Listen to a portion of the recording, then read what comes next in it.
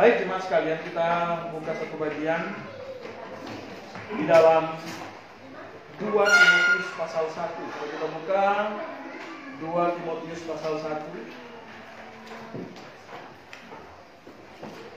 2 Timotius 1 kita akan baca satu ayat saja, ayat 14. 2 Timotius pasal 1.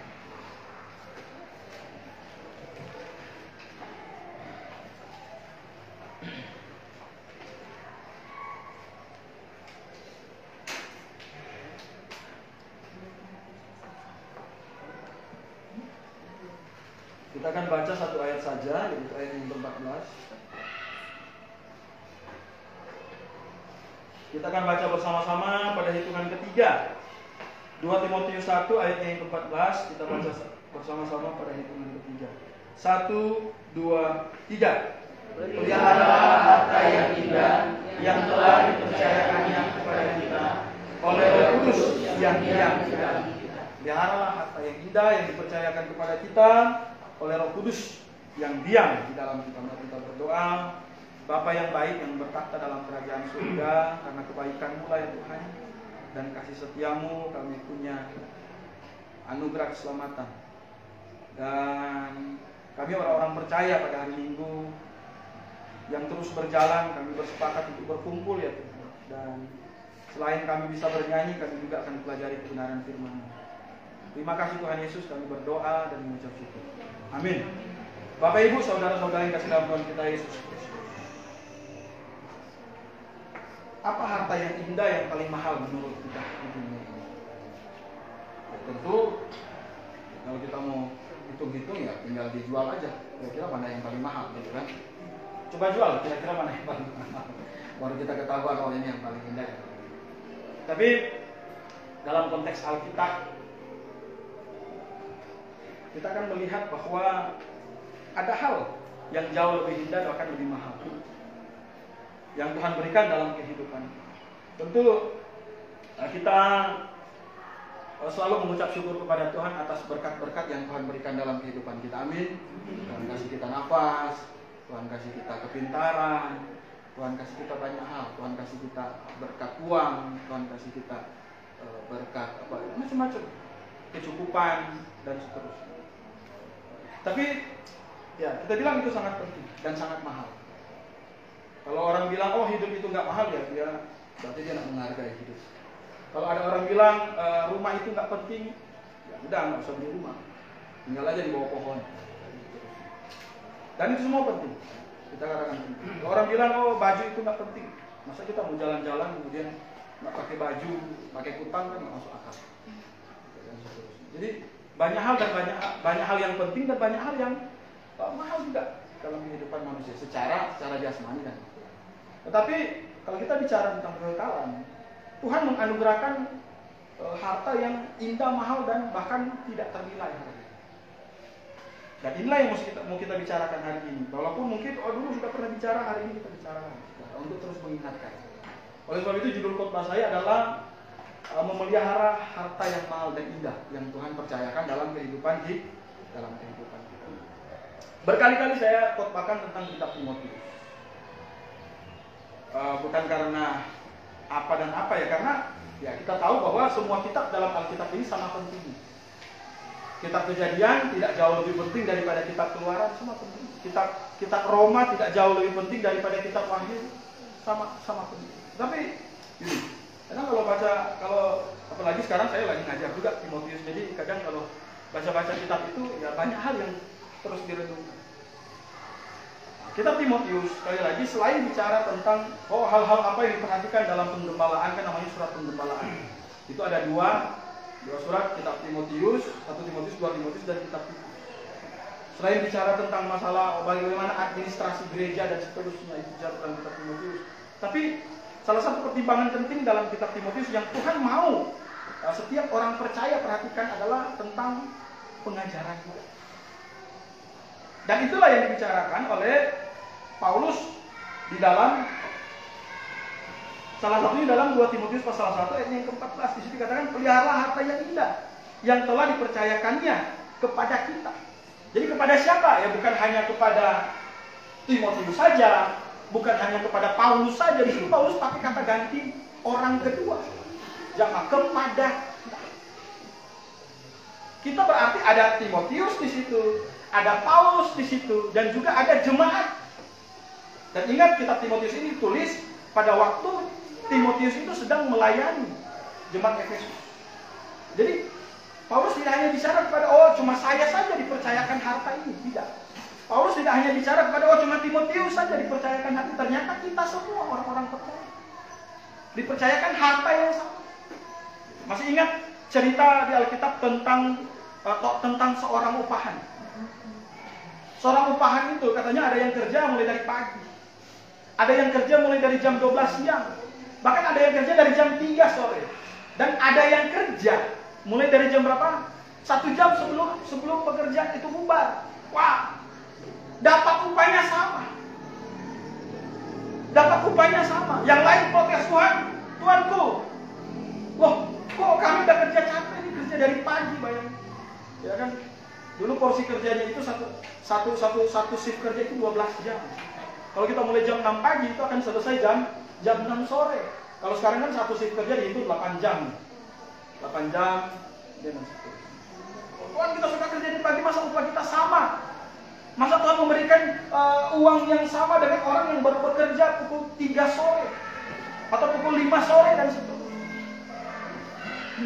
Ini artinya menggambarkan bahwa kebenaran dan kasih karunia itu sama nilainya di hadapan semua orang. Itulah harta itu.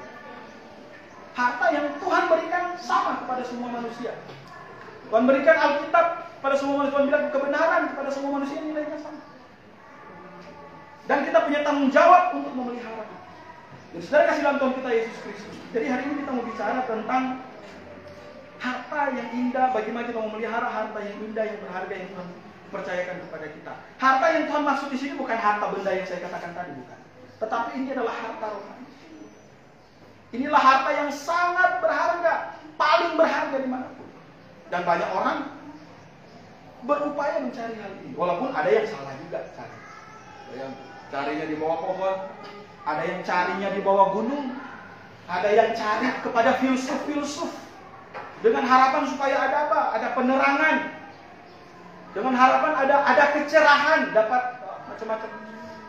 Tetapi ingat bahwa Tuhan hanya memberikan satu harta yang indah, yang paling tepat guna. Tidak ada harta indah yang lain lagi selain apa? Kebenaran firman Tuhan. Jadi harta yang indah itu apa? Ya kebenaran firman Tuhan itu sendiri. Kita terima sama-sama. Kita punya Alkitab, dan Alkitab kita nggak beda. Nah, tadi pagi waktu kita PA kita belajar kenapa akhirnya banyak orang berjalan salah. Kenapa akhirnya banyak orang itu pergi ke tempat yang salah. Kenapa akhirnya banyak orang itu akhirnya menuju ke arah yang salah. Kenapa? Oh, bukan karena Alkitabnya yang salah, tidak. Alkitab tidak pernah salah. Tetapi bagaimana sikap mereka terhadap Alkitab itu sendiri. Apa? Kalau kita mau lihat Alkitab itu sebagai barang rongsokan, barang tua, ya kan, terlalu tradisional, tidak relevan dengan zaman, maka sikap itu akan berpengaruh kepada kehidupan kerohanian kita. Jelas sekali.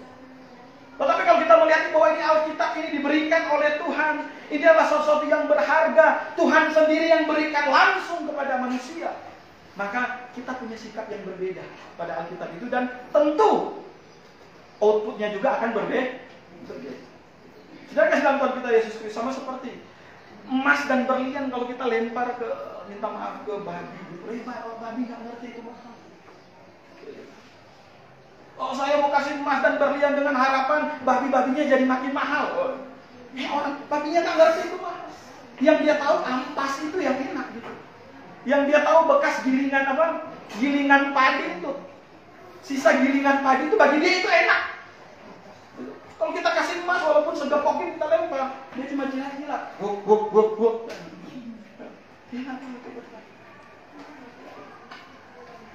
Tetapi kalau emas itu dikasih ke orang, kepada manusia, bagaimana kira-kira? Ada emas, ada emas. Pernah nonton reality show? Kemudian challenge-nya itu ambil emas di dalam apa? Kotak apa? Kotak Jadi satu kotak transparan kayak kotak kaca gitu. Kemudian itu lubangnya itu cuma muat untuk tangan dan bisa keluarin emas. Tapi emas ini berat.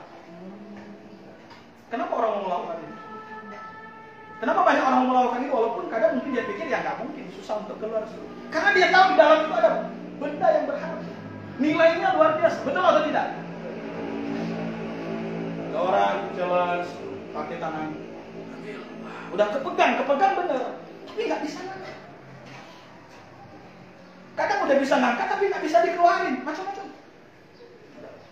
Anda tahu penambang emas itu? Orang yang apalagi penambang emas di tambang yang ilegal, tahu ya? Itu orang yang hidup, yang siap mati. Benar nggak?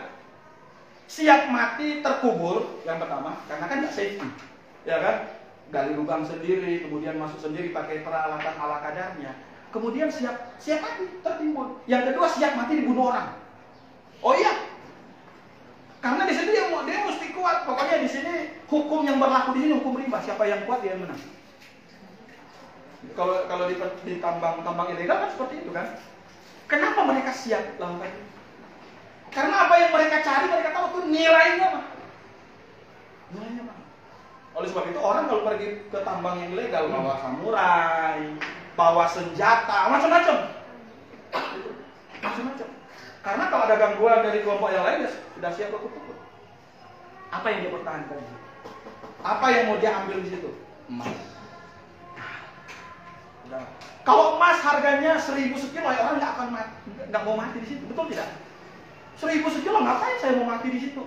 Berhadapan dengan kelompok-kelompok lain. Kalau daerah timur sana ada tambang yang terkenal, ada kelompok kelompok Nias, kelompok Minahasa Manado, kelompok Ambon, kelompok Papua, kelompok macam-macam. Pokoknya ya udah, jangan saling menyakiti. Kalau saling menyakiti siap perang. Karena yang mereka gali di situ adalah Nah, sekarang kasih lihat kita Yesus Kristus. Bagaimana kita memperlakukan Alkitab? Berharga atau tidak? Kalau itu berharga, harus dipertahankan atau tidak? Oh, harus dipertahankan.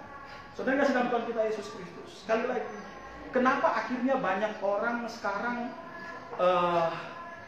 jalannya berbeda?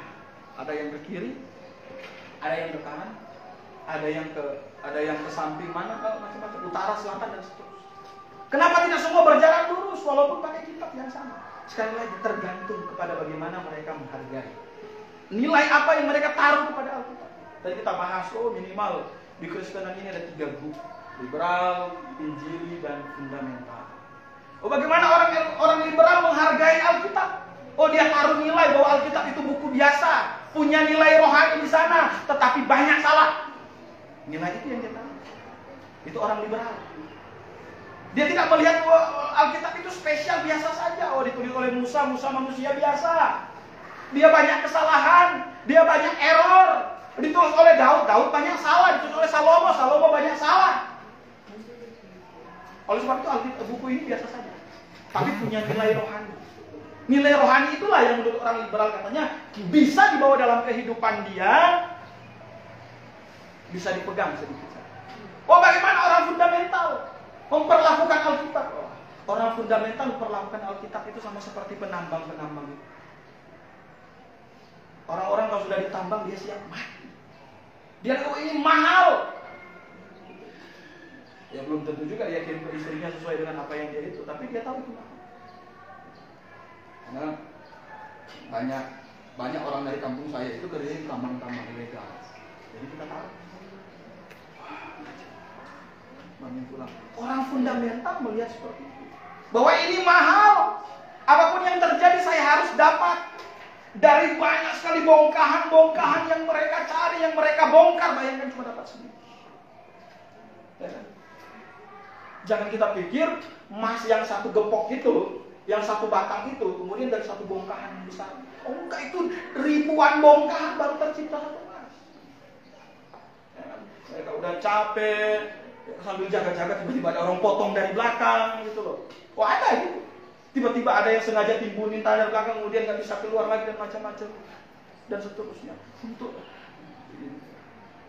Tapi segini ini mahal. Berapa gram? Murni. Emas yang paling murni, nggak ada campuran apa. Masuk di kantong, dijaga dengan begitu erat. Tidur, lihat kiri, lihat kanan, ada orang. Kadang ada yang langsung dijual pada pengepul. Kenapa? Daripada disimpan di tas, orang ambil. Kan mereka bukan tidur di kamar yang apa? Bisa dikunci, safety apa semua. Orang tidurnya di tenda-tenda. Coba cari di internet penambang emas ilegal, tidurnya di mana? Tenda. Tidur di tenda-tenda. Kadang dia mau simpan emas di temannya. Oh, taruh di situ.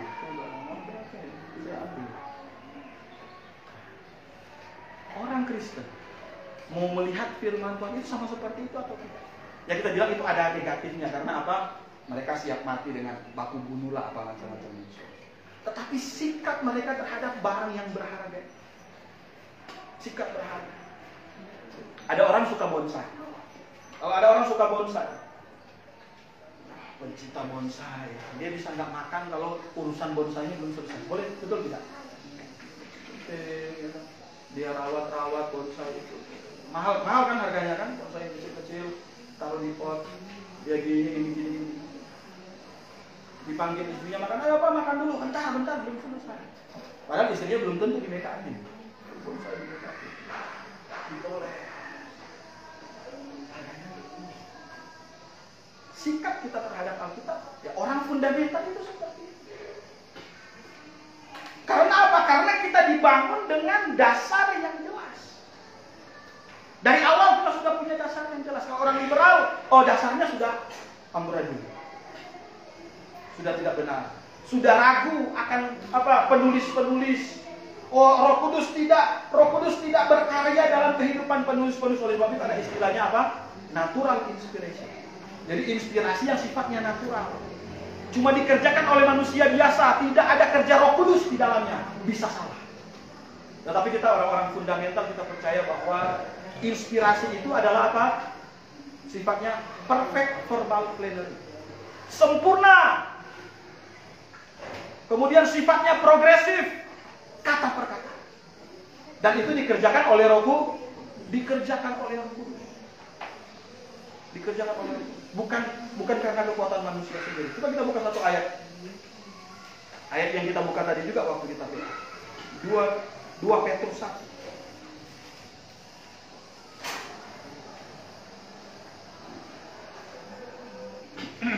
2 Petrus pasal 1 ayat 20 dan 21.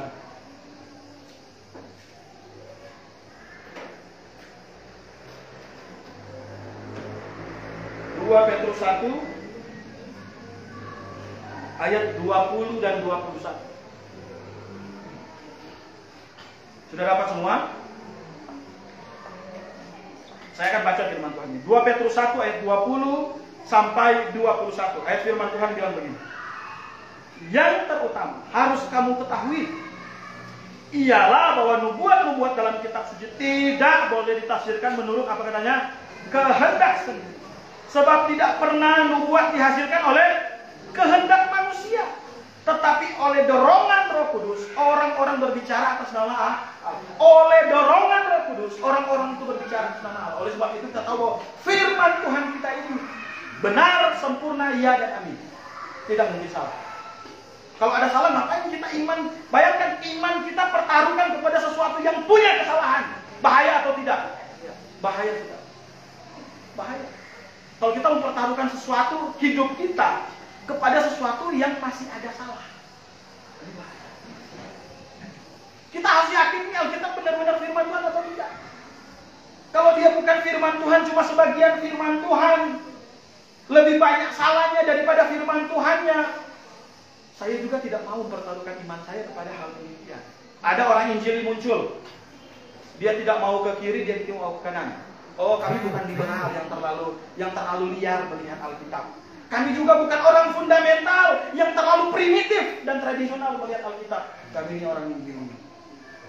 Muncullah doktrin yang disebut sebagai partial inspiration. Oh, jadi ada part-part tertentu yang diinspirasikan oleh Tuhan, yang sebagiannya tidak diinspirasikan oleh Tuhan. Apa yang tidak diinspirasikan oleh Tuhan? Masalah dosa dan kebrokan moral yang dilakukan oleh tokoh-tokoh Alkitab itu tidak mungkin diinspirasikan oleh Tuhan. Muncul. Kan kita bilang, itu bukan diajarkan, tetapi Alkitab menulis apa? Itu sebagai parsial. Tapi kita tidak. Kita orang fundamental. Kenapa kita percaya Alkitab itu tidak ada salah? Karena Tuhan sendiri yang bekerja kepada setiap manusia, yang dipimpin oleh Roh Kudus untuk menuliskan ayat-ayat firman Tuhan. Oleh sebab itu tidak mungkin salah, tepat digunakan. Semua hal yang diragukan oleh orang-orang itu semua bisa dijawab, saudara. Sekarang ada ilmu arkeologi terus berkembang, semakin modern, semakin canggih. Penemuan-penemuan arkeologi semakin berkembang dan semakin membuktikan bahwa Alkitab itu adalah sungguh-sungguh firman Tuhan. Kalau dulu arkeologi kan terlalu kuno, cuma gali-gali dan seterusnya dan seterusnya. Oh, sekarang terlalu banyak lagi. Dalam hal apapun bisa dibuktikan. Pakai apa? Pakai namanya C14 karbon dioksida untuk membuktikan. Pakai apa lagi? Lapisan kulit pohon untuk membuktikan. Banyak sekali. Pakai namanya tel untuk membuktikan. Tel itu artinya gundukan tanah untuk membuktikan. Macam-macam sudah. Semakin berkembang. Dan Alkitab itu mampu mempertanggungjawabkan dirinya sendiri bahwa dia benar, tidak ada salah. Nah, itu harta itu. Dan tidak hanya itu, saudara. Alkitab itu bisa membawa kita kepada apa? Kepada kepastian akan keselamatan. Itu yang paling penting. Amin. Itu yang paling penting. Alkitab bisa menuntun kita kepada apa? Kepastian dari hidup ini. Di tengah-tengah banyak orang meragu-ragu, saya harus kemana, saya harus bagaimana. Alkitab jawabannya. Alkitabnya jawabannya. Kepastian keselamatan cuma tercatat di dalam Alkitab. Kepastian akan hidup setelah mati cuma ada di dalam Alkitab. Oh, yang lain masih bilang mudah-mudahan, yang masih bilang terus cari, yang lain masih bilang apa? Oh, macam-macam, saudara, banyak alasan-alasan. Tetapi Alkitab bilang, setelah engkau mati dalam imanmu yang percaya kepada Tuhan Yesus, hidupmu final dan engkau akan mendapatkan keselamatan. Itu jawaban yang paling masuk akal. Bayangkan kalau ada kitab suci yang bisa berikan keraguan dalam kehidupan kita. Saya nggak mau baca. Sama dengan kita baca bagaimana kancil memperdaya buaya. Betul? Pernah dengar kancil perdaya buaya? Sering. Dongeng. Jadi saudara yang nonton, itulah hal yang berharga. Manusia itu, sehebat-hebatnya manusia itu punya banyak keterbatasan. Oleh sebab itu tidak ada manusia yang mampu menciptakan keselamatan. Punya keterbatasan. Apa yang bisa membatasi manusia? Yang pertama, teknologi bisa membatasi manusia. Yang kedua, kemampuan manusia itu membatasi dirinya sendiri. Ada satu cerita yang cukup, ya nggak tahu lucu atau enggak. Tapi ini mungkin bisa menggambarkan betapa sehebat apapun manusia, pasti manusia punya keterbatasan. Dibatasi oleh banyak hal.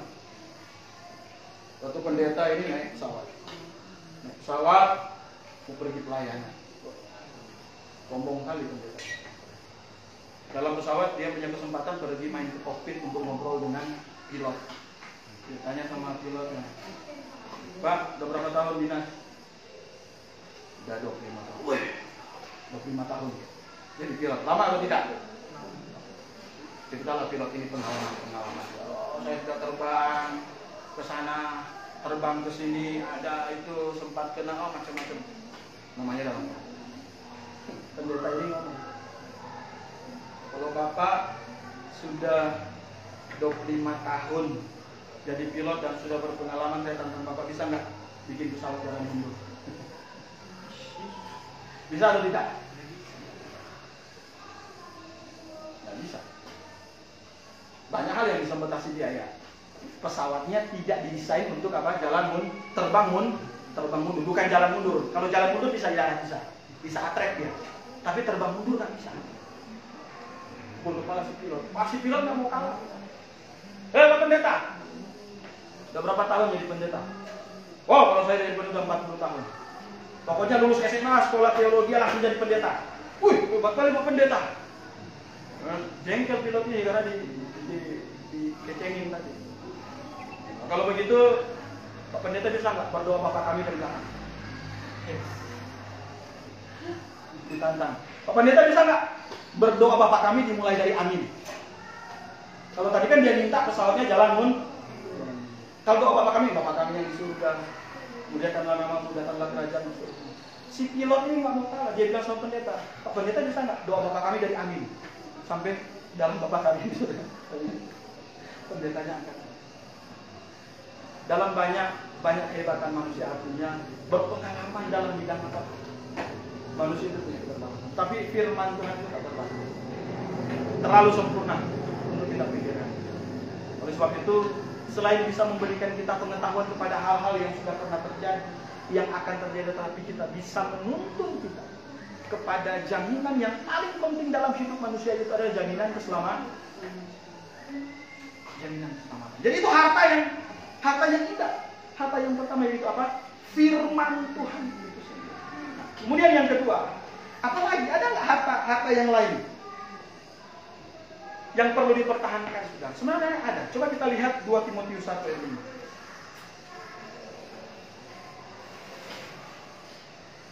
2 Timotius 1 ayatnya yang kelima.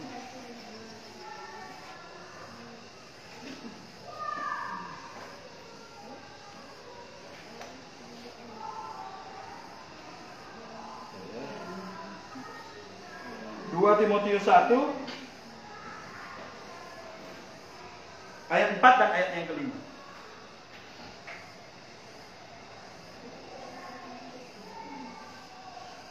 Timotius 1 ayat 4 dan ayatnya yang kelima. Di situ firman Tuhan bilang begini. Dan apabila aku terkenang akan air matamu yang kau curahkan, aku ingin melihat engkau kembali sepenuh.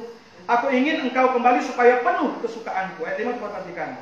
Sebab aku teringat akan imanmu yang tulus ikhlas, yaitu iman yang pertama-tama hidup di dalam nenekmu Lois dan di dalam ibumu Eunike, dan yang aku yakin hidup juga di dalam. Jadi apa selain firman Tuhan? Kalau kita mau bicara dalam kehidupan manusia, apa harta lain yang sangat mahal dan indah? Yaitu warisan iman. Warisan iman itu harta yang mahal. Kita punya Alkitab sekarang, saudara. Kita punya doktrin yang Alkitabiah sekarang. Kita punya kebenaran firman Tuhan yang sekarang. Karena ada orang yang mewariskan. Betul tidak? Misalkan kalau keluarga misalnya punya apa? Punya agenda warisan. Kalau tanah ini mau kasih ke anak yang mana? Rumah ini mau kasih ke anak yang mana? Usaha itu mau kasih anak yang mana? Ya kan? Dengan harapan anak-anak yang ada, kalau orang tua meninggal, anak-anak punya modal untuk berkelanjutan hidup gitu loh. Kalau misalnya dia salah kelola, ya udah urusan dia. Orang tuanya sudah menghadap Tuhan, tapi dikasih warisan. Ada sesuatu yang bisa dipegang ketika kelak nanti orang tua berpisah dengan anak. Itu harta dunia. Nah, kalau bicara kepada masalah rohani, warisan iman itu penting atau tidak? Penting. Dan itu yang didapatkan oleh Timotius. Saudara kasih dalam Tuhan kita Yesus Kristus. Timotius ini anak muda dari keluarga campuran. Papanya seorang Romawi dan mamanya seorang Yahudi. Dan kelihatannya mamanya itu terdidik dengan kerohanian yang baik. Oleh sebab itu kalau kita baca dalam ayat firman Tuhan tadi dikatakan, aku teringat, katanya, imanmu yang tulus ikhlas, yaitu iman yang pertama-tama hidup dalam nenekmu Lois dan ibumu Eunike, 2 perempuan hebat yang mewariskan hal yang paling berharga dalam kehidupannya untuk jangka panjang kepada anak dan cucu mereka yang bernama Timotius, yaitu apa? Iman. Saudara kasih dalam Tuhan kita Yesus. Ketahanan iman kita hari ini itu akan berpengaruh kepada ketahanan iman anak-anak. Itu penting. Kita harus punya iman yang benar. Sekuat apa iman kita sekarang, sebaik apa iman kita sekarang, ingat, jangan lupa kita punya anak, kita mesti kasih itu kepada anak-anak kita. Selain kita kasih tinggal yang lain-lain.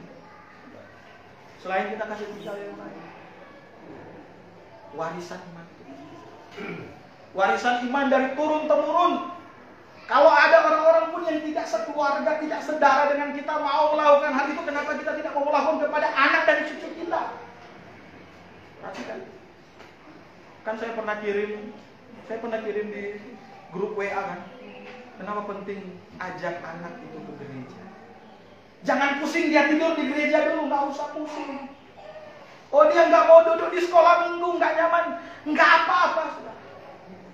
Dia belum tertib untuk apa? Untuk ikut sekolah minggu, tidak apa-apa. Oh, sampai di gereja dia minta gendong, tidak apa-apa. Tapi kita sedang mewariskan sesuatu yang baik untuk anak-anak kita. Saudara kasih Tuhan kita. Ada waktunya dia akan mau tertarik untuk belajar firman. Ada waktunya dia akan tidak mau lagi digendong dan akan duduk manis untuk mendengarkan firman Tuhan. Ada waktunya. Ada waktunya. Kalau sekarang belum, pasti ada waktu. Sama dengan kita bawa anak kita ke PAUD, ke preschool, ke apa semacam-macam, kan semua dimulai dari nol. Kita ingat bahwa anak kita datang belum bisa apa-apa, kok 1 semester sudah bisa apa-apa. Nah, itu yang terjadi di gereja. Dia datang pada hari pertama, lari-lari, gitu kan, belum bisa fokus dan seterusnya. Tapi kok nggak terasa udah setahun ya anak kita di sekolah ya. Kita review kembali. Setahun yang lalu dia ngapain? Oh, masih kacau. Karena masih tarik-tarik buku gurunya lah. Kemudian nggak mau nulis, masih mau ambil mainannya aja lah. Tetapi kebiasaan itu kalau dibangun, itu akan menjadi sesuatu yang baik dan akan terpatri dalam kehidupan kita. Tapi dia tahu ada satu tempat yang dulu diajarkan oleh orang tua saya. Minimal tempat itu saya datangi 1 minggu 1 kali, dan namanya gereja. Namanya gereja.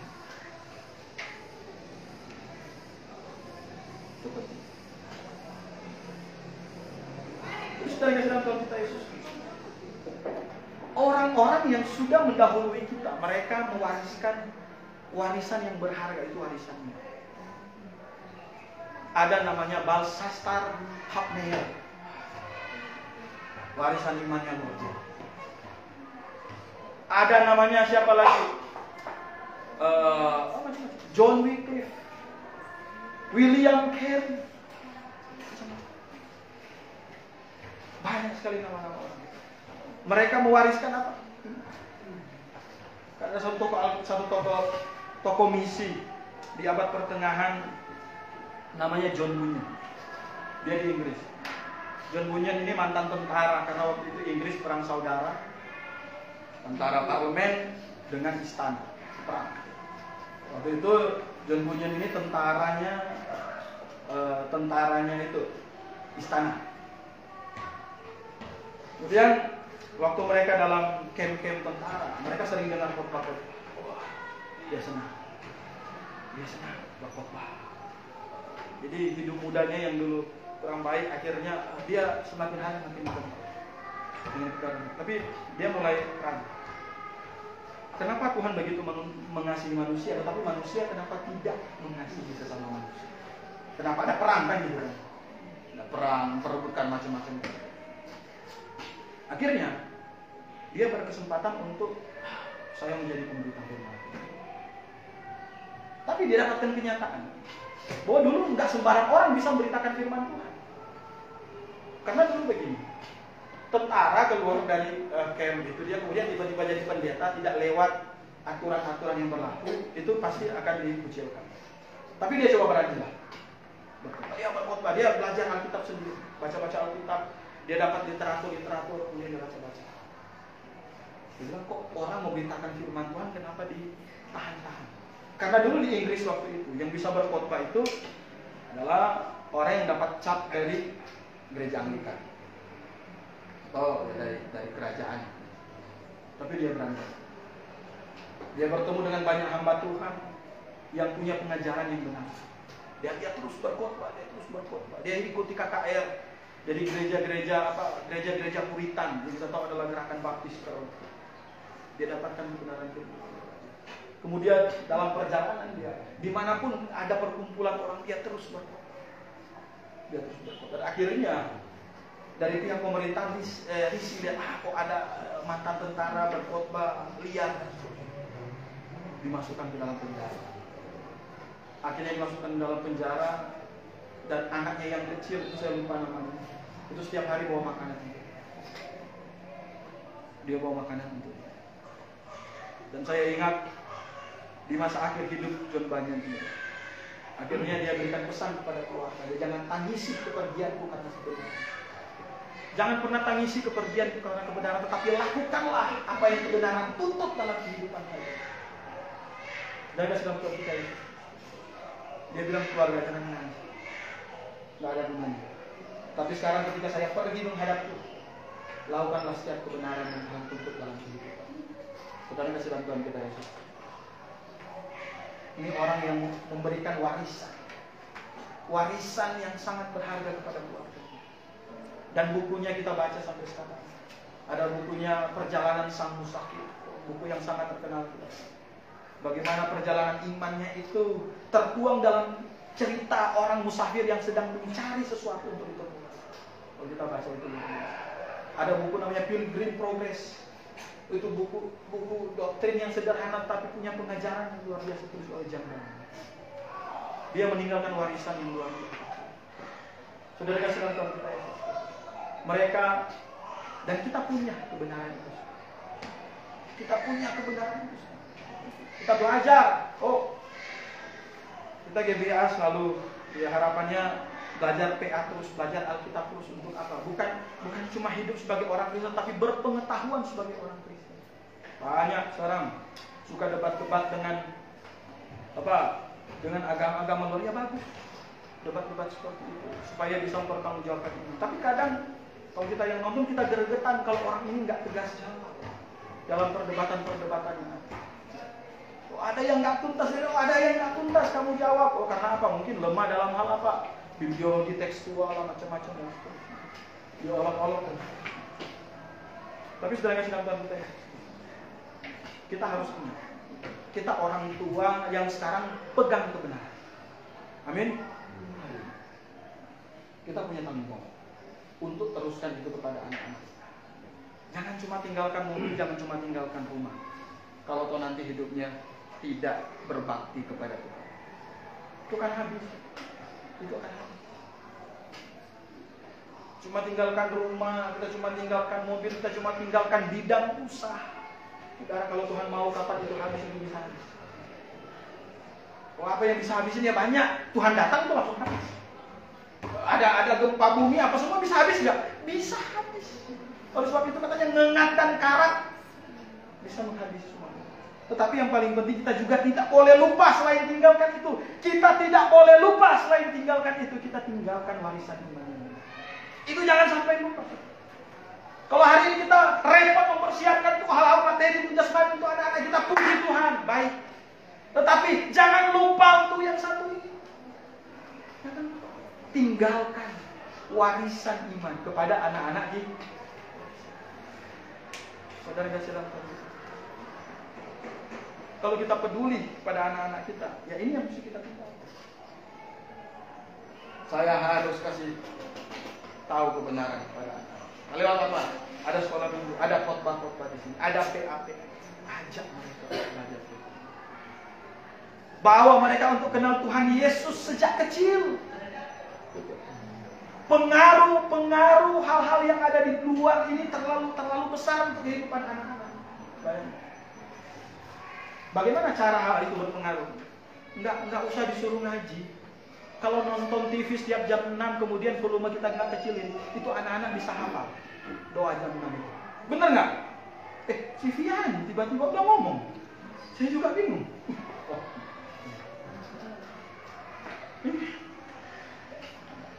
Jam 6 ajan kan? Ada doa-doa. Si kawan udah eja-eja.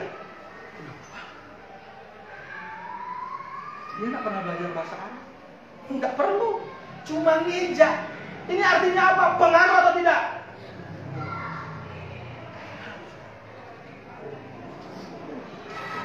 Anak-anak yang lewat ada eja-eja itu. Saya pikir anak lewat depan rumah itu loh, pulang apa kayak dia tahu. Ini samping saya anak saya ini. Aja dulu. Makan-makan apa? Makan-makan cemilan. Itu nggak diajar. Dia cuma